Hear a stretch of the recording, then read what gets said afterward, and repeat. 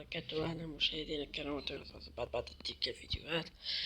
اليوم ستلعب اليوم المنتخب الجزائري مع المنتخب التونسي في نهائي تصفيات كأس أفريقيا في الكوت ديفوار 2024، حيث يحتل المنتخب الجزائري المركز الأول برصيد 15 نقطة، وتأهل لنهائي التصفيات بعد فوزه على منتخب أوغندا 2-1.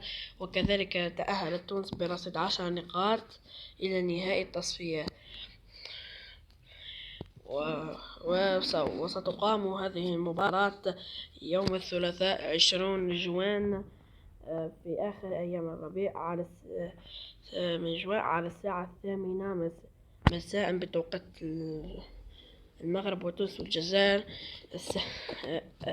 9 بتوقيت مصر وليبيا والسودان، 10 مساء بتوقيت السعودية وقطر وسوريا والعراق وفلسطين.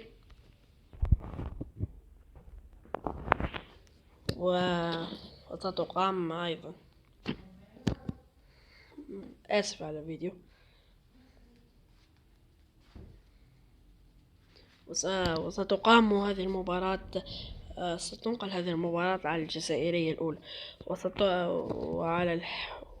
وعلى الساعة 11 ليلة بتوقيت الإمارات ومسقط عمان. ستنتقل الحكم، سيحدد الحكم لاحقا، والقنوات الناقلة بين سبور من HD 1 إلى HD 5